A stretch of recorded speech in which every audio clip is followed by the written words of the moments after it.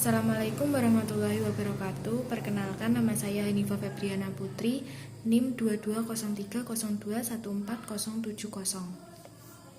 Di sini saya akan menjawab beberapa pertanyaan berikut ini. Pertama, bagaimana pendapat saudara tentang urgensi pendidikan Pancasila di perguruan tinggi? Jelaskan pendapat saudara. Pancasila merupakan dasar negara Indonesia yang mengandung nilai-nilai luhur dan memiliki peranan yang sangat penting untuk membentuk karakter bangsa Indonesia. Oleh karena itu, pendidikan Pancasila menjadi mata kuliah yang penting di perguruan tinggi. Menurut saya, urgensi pendidikan Pancasila di perguruan tinggi yaitu untuk membentuk moral, etika, dan mental mahasiswa sehingga membentuk generasi penerus yang berkualitas dan tidak mudah terpengaruh oleh pemahaman asing yang dapat mendorong untuk tidak menjalankan nilai-nilai Pancasila. Melalui pendidikan Pancasila, mahasiswa diharapkan mampu memahami, menganalisis, dan bersikap kritis dalam menghadapi masalah kehidupan bermasyarakat, berbangsa, dan bernegara secara konsisten dan berkesinambungan.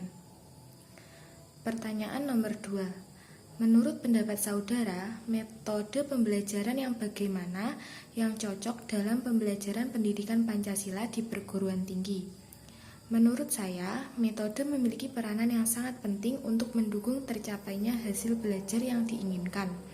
Metode pembelajaran yang cocok untuk mata kuliah pendidikan Pancasila ialah dengan menghubungkan masalah yang aktual di masyarakat, negara, dan bangsa dengan nilai-nilai Pancasila, sehingga dapat meningkatkan kemampuan analisis mahasiswa untuk memberikan solusi berdasarkan nilai-nilai Pancasila. Proses pembelajaran dapat dilakukan dengan berbagai macam variasi, diantaranya ceramah, diskusi, studi kasus, penugasan mandiri, dan berbagai kegiatan akademik lainnya. Pertanyaan nomor 3. Berbagai masalah-masalah yang dihadapi bangsa Indonesia seperti korupsi, narkoba, dekadensi moral, dan lain-lain menunjukkan bahwa nilai-nilai Pancasila belum dilaksanakan dengan baik dalam kehidupan bermasyarakat, berbangsa, dan bernegara. Bagaimana pendapat saudara upaya yang bisa dilakukan sebagai generasi muda dan generasi penerus bangsa terhadap permasalahan tersebut?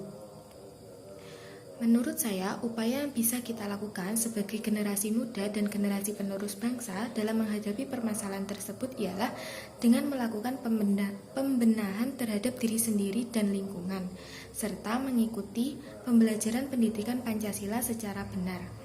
Dengan begitu, generasi muda dan generasi penerus bangsa mempunyai pengetahuan, pemahaman, penghayatan, komitmen, dan pola pengamalan nilai-nilai yang terkandung dalam Pancasila, sehingga dapat meningkatkan kesadaran mereka untuk berperilaku sesuai dengan norma atau hukum tertulis seperti peraturan perundang-undangan, jurisprudensi, dan traktat maupun yang tidak tertulis seperti adat istiadat, kesepakatan, dan konvensi. Pertanyaan nomor 4. Bagaimana menurut pendapat saudara menjadi seorang yang Pancasilais? Pancasilais dapat diartikan sebagai orang yang berpegang teguh, patuh, dan taat kepada Pancasila sebagai ideologi negara, serta mengamalkan nilai-nilai yang terkandung dalam Pancasila dalam kehidupan sehari-hari. Oleh karena itu, sudah sepatutnya semua warga negara Indonesia menjadi seorang yang Pancasilais yang memiliki komitmen dan kelangsungan hidup dan kejayaan NKRI. Itulah jawaban yang dapat saya sampaikan. Ada kurang lebihnya saya mohon maaf. Wassalamualaikum warahmatullahi wabarakatuh. Assalamualaikum warahmatullahi wabarakatuh. Perkenalkan, nama saya Nur Anissa Mulia dari kelas M 2022B dengan 3 NIM terakhir 055. Di sini saya akan menjawab beberapa pertanyaan dari latihan soal. Pertanyaan pertama, nilai luhur apa saja yang dapat dilestarikan dalam Pancasila? Yang pertama ada nilai religi, yaitu saat manusia berpikir tentang pencipta atau pelindung kehidupan manusia. Yang kedua ada nilai kemanusiaan, yaitu pada perilaku penghargaan terhadap anggota masyarakat yang telah meninggal. Yang ketiga nilai persatuan, yaitu pada pemenuhan kebutuhan hidup dengan sistem pembagian kerja. Dan yang terakhir, konsep lumbung padi, yaitu dalam menanamkan sikap berbagi demi kepentingan bersama untuk kesejahteraan bersama. Pertanyaan kedua, mengapa Kerajaan Sriwijaya dan Majapahit dianggap sebagai landasan dasar konsepsi Pancasila lahir di Indonesia? Yaitu karena pada saat itu telah terdapat unsur-unsur yang terdapat dalam Pancasila dan telah dilaksanakan oleh bangsa Indonesia, namun hal tersebut belum dirumuskan secara konkret. Pertanyaan ketiga, mengapa Jakarta Charter belum bisa mewujudkan Pancasila sebagai dasar negara Pancasila? Yaitu karena di dalam Jakarta Charter terdapat susunan Pancasila yang masih diperdebatkan oleh beberapa kalangan, yaitu kalimat ketuhanan dengan kewajiban menjalankan syariat Islam bagi pemeluknya. Hal tersebut masih menjadi perdebatan karena hanya memuat satu agama, yaitu Islam, tidak menyeluruh ke semua agama yang dianut di Indonesia. Pertanyaan keempat, berilah bukti bahwa tanggal 1 Juni disahkan sebagai hari lahir Pancasila. Tanggal 1 Juni disahkan sebagai hari lahir Pancasila ditetapkan dalam Peraturan Presiden Nomor 24 Tahun 2016. Perpres tersebut menjelaskan bahwa penetapan Hari Pancasila mengacu pada sidang BPUPKI pada tanggal 29 Mei hingga 1 Juni 1945. Kemudian pertanyaan yang kelima, refleksi Pancasila dalam dinamika sejarah bangsa Indonesia perlu dilestarikan sebagai salah satu cara membangun jiwa bangsa. Jelaskan maksudnya disertai 2 fakta dalam kehidupan sehari-hari. Pancasila perlu dilestarikan sebagai cara membangun jiwa bangsa karena Pancasila berperan sebagai nyawa, sumber, pandangan hidup, dan ideologi bangsa, sehingga mampu membedakan antara ciri khas bangsa Indonesia dengan bangsa yang lainnya. 2 fakta nyata dalam kehidupan sehari-hari, yaitu melakukan musyawarah untuk mencapai mufakat dan saling tolong-menolong dalam kehidupan beragama. Sekian yang dapat saya sampaikan, mohon maaf apabila ada kesalahan kata.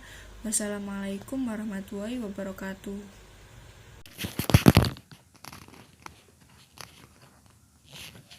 Assalamualaikum warahmatullahi wabarakatuh. Perkenalkan, saya Robiatul Adawiyah dari kelas M 2022B. Di sini saya akan menjelaskan mengenai jawaban dari pertanyaan berikut. Refleksi. Apa yang akan terjadi dalam kehidupan jika tidak ada filsafat dalam arti pemikiran yang mendalam, mendasar, dan menyeluruh? Jika tidak ada filsafat dalam artian pemikiran yang mendalam, mendasar, dan menyeluruh, maka tidak akan ada hal yang membedakan cara berpikir seseorang secara filosofis dengan cara berpikir secara ilmiah atau secara umum. Nomor 2, apa yang mungkin terjadi jika Indonesia tidak memiliki Pancasila? Jika Indonesia tidak memiliki Pancasila sebagai dasar negara, maka dikhawatirkan negara ini mengalami kesulitan dalam menyelenggarakan pemerintahannya. Konflik dan kekacauan pun akan terjadi di mana-mana. Persatuan dan kesatuan bangsa pun akan terancam punah dan terpecah belah. Nomor 3, apakah yang terjadi jika dalam kehidupan bermasyarakat, berbangsa, dan bernegara tidak ada nilai yang disepakati atau dijunjung tinggi secara bersama-sama? Maka tidak akan ada pedoman hidup yang menjadi pegangan dalam menciptakan cita-cita bangsa. Kehidupan juga akan berantakan karena tidak ada nilai yang disepakati secara bersama. Masyarakat pun akan bertindak seenaknya sendiri dan perpecahan bangsa pun dapat terjadi. 4. Apa yang akan terjadi jika dalam suatu kehidupan bermasyarakat, berbangsa, atau bernegara tidak ada norma? Norma memiliki peran yang sangat penting dalam kehidupan sehari-hari. Jika tidak ada norma dalam kehidupan, maka akan terjadi kekacauan di mana-mana dan juga kerusuhan di lingkungan masyarakat. Adanya norma dalam kehidupan bermasyarakat yaitu berfungsi untuk menciptakan kehidupan yang aman, sejahtera, dan tertib. Sekian dari saya. Mohon maaf apabila ada salah kata. Wassalamualaikum warahmatullahi wabarakatuh.